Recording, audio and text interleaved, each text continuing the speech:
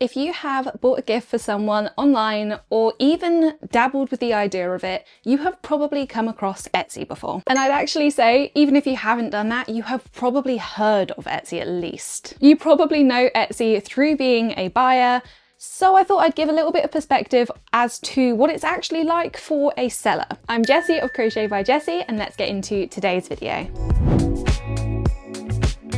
Etsy is a very interesting one when it comes to what you're able to sell and the reach that you are able to get because of the platform. Etsy is one of the go-to places for a lot of people when it comes to inspiration, actual ideas, customized ideas, and it does bring a lot of traffic in for most people that are selling on the platform. I will say that this is not necessarily the case for everyone, but when you think of selling on Etsy compared to selling on your own website, people are far more likely to find you via Etsy than find you through a website that they don't even know that you're a thing, so it's very unlikely they'll stumble across your website, is basically what I mean. I have been using Etsy properly for a little bit less than a year. I've had the account for a little while, but I wasn't really selling many designs on there, and I will get into why.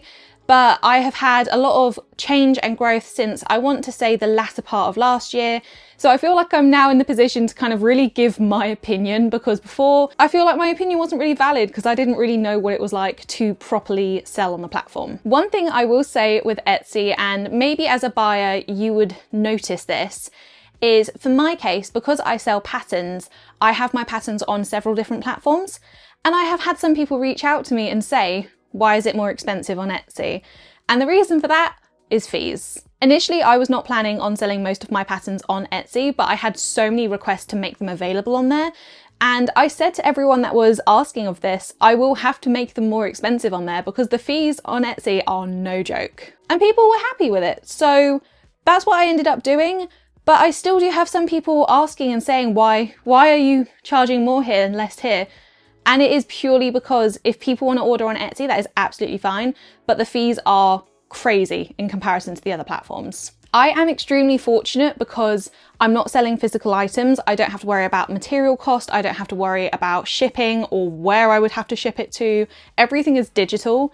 And I feel like because of that, I haven't had such a crazy experience on Etsy compared to other sellers, because I've kind of saved myself a lot of the hassle and a lot of the additional fees with it just being digital, especially with the fact that it's immediate. The buyer will instantly get their PDF of the pattern. And if there are any issues, it's a lot easier to handle in comparison to physical items being sold. So I will say that my stance on Etsy and my overall opinions will probably differ from physical sellers because that just hasn't been the experience for me. However, being a pattern seller, I feel like has its own kind of section of crazy experiences that we are very much a part of. And a lot of them are to do with AI. If you guys didn't know this already, AI is unable to actually generate a successful crochet pattern. It just doesn't work. It's confusing, it's misleading, it doesn't result in what it's saying it will result in.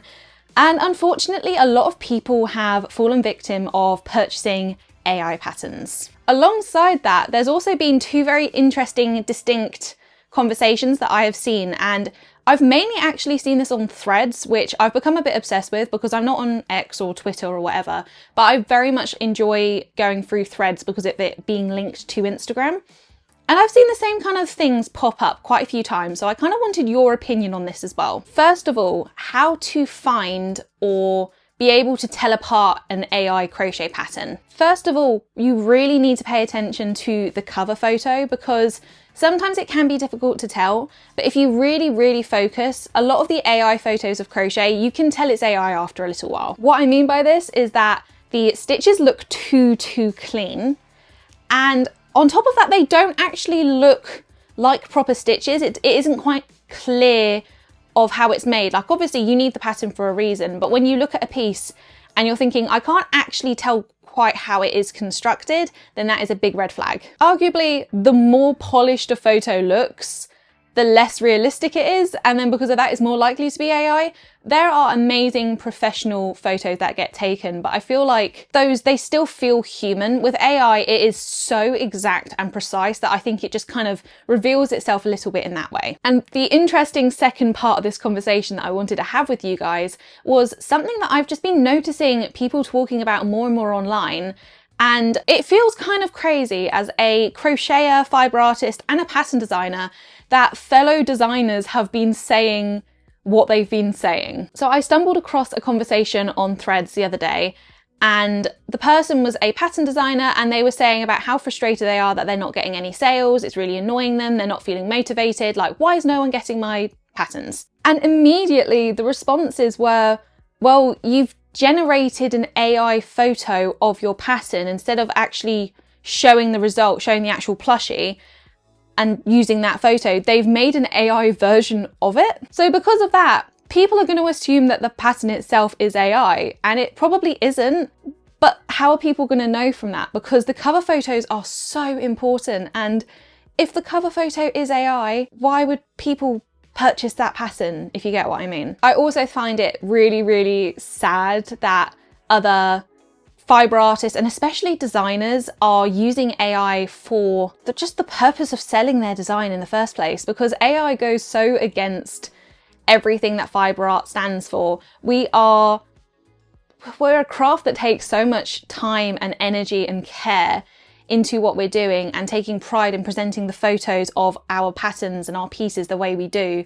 So to have something like that AI generated, it's really sad, and I don't really know why people expect that others are going to want to purchase patterns like that, because for me that is such a big red flag. And a lot of other creators and crocheters were even saying on this conversation, you're using AI, that's not okay. People aren't going to want to purchase your pattern if this is what you're putting out there and this is how you're presenting it. And I thought that was very, very interesting to see, because I personally never thought about using AI to kind of fine-tune my photos for my patterns.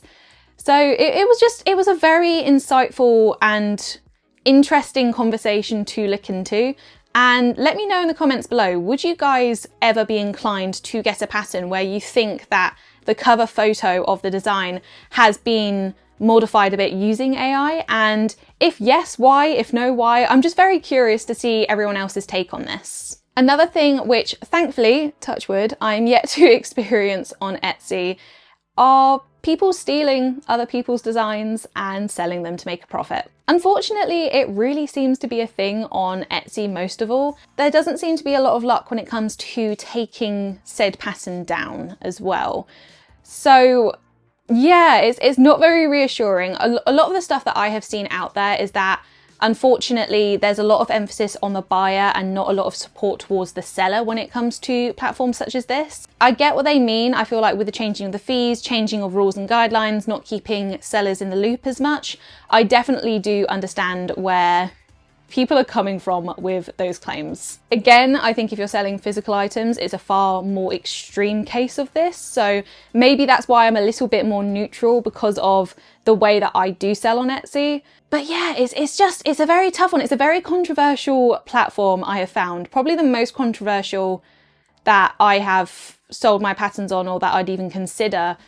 And I just find it very interesting that that is the case, because it's such a well-known app, site, just platform in general. But I will say, with such extreme cons, there are also so many pros with selling on Etsy. I've had a lot of people say, well, you're going to do your own website, and I would love to have a website down the line. It's definitely a case of when and not if. It's something that I've always wanted to do, and I will eventually do. However, I'm also very aware that if I were to just sell from a website, even with my subscriber count on here, even with my following on Instagram, I will get such a decrease in traffic on my website in comparison to the platforms that I sell on. And that is especially the case with Etsy. I have had so much traffic through the platform, which I just don't think I would have if I were selling on my own website. So I feel like that's a really big thing to bear in mind when you are a seller. I know the fees are very high, but it's kind of just weighing up what's more important. Do you want to guarantee that you end up making more profit on each sale? or that you make more sales. So it's easier said than done, and this is going to be extremely difficult in the case of selling physical items, especially handmade crochet items, because again, with me, with it being digital, I personally would much rather there be further reach when it comes to people seeing my designs. But that is because it is just digital. I feel like it would probably be a very different case for me if I was selling physical items. The final thing that I will talk about, which I just find very, very interesting as well with Etsy, is the extent of requirements to be able to be a star seller. So as of this month, I am a star seller on Etsy, and it was just very interesting seeing all of the requirements that I had to meet for this to be the case. So first of all, I had to have some very, very good reviews on my entire shop, all of my designs, all of the patterns that I'm selling. And you may think easier said than done, but there are cases where I have had people who haven't reached out to me, because I always say, if you have any questions, just ask me. I will try my best to answer every single one. Especially on Instagram though, there is always a chance that it might just kind of fall through the gaps because it is just me. If you don't get a response from me, just send a message again. I will always try my best to respond. But with Etsy, I have people not reach out to me, maybe not leave the best review. There was no, oh, could I have an explanation with this? Because I'm so happy to help. So when I don't get a higher rating, review, star rating, having a moment there. When I don't, it's a bit of a shame, because a lot of the times there's nothing I can do about it, because if a person comes to me to ask a question, I will always help. But if they don't, I can't really do anything. And on top of that, another one of the requirements to be a star seller is having speedy replies. And that is replying to messages. I believe it's 95% of all messages within 24 hours. That is a bit intense, I will say. I have met I've met the requirements for that at the moment, but I feel like life can take over and there are circumstances where you would not be able to do that. So the fact that it's quite an extreme requirement for me has not gone on unnoticed. And I feel like it's not necessarily realistic for a lot of people who are maybe working full-time jobs, or people are unwell, or they're away on holiday. And I think you can put your shops on holiday mode, I believe. But yeah, it's just very interesting. And yeah, I wonder how long that has been the case for. So if you've been selling on Etsy for quite a long time, please let me know. Has this always been the case? Is this more recent? What's going on with all of this? At the moment, it's something that I'm very much able to manage, but it does make me wonder if that will always be the case in the future. So to summarize what you guys should take away from this video is Etsy is a very, very good platform depending on how you use it. As a buyer, it is absolutely wonderful. You can get everything and anything possible. If you can think of something, someone's probably already created it, and just how personalized you can get each piece, how unique it can be, it is very, very appealing from that buyer's perspective. And it can be a little bit more complicated on the seller side for a lot of different reasons. For me, as a pattern designer only selling digital products, I think that Etsy is very much worth it for me. Yes, the fees are not wonderful, and it's very sad seeing a lot of AI generated patterns and images out there on Etsy, because there doesn't seem to be a lot of policing of this on the platform.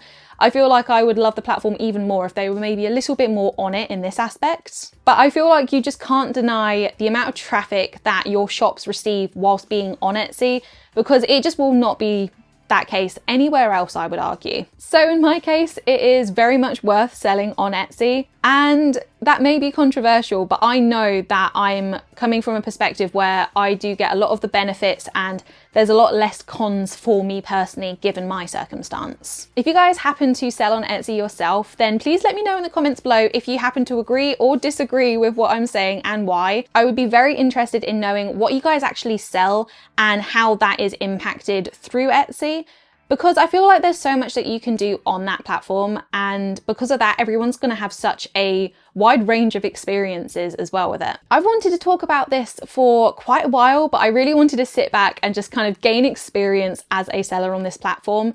And I feel like I finally kind of got enough history and information to really be able to have a proper perspective and stance in this discussion. And I'm planning to continue selling on Etsy for the foreseeable future. For me, it's very beneficial selling on multiple sites, because it just means you're getting that reach out there, and each site brings something different, something new.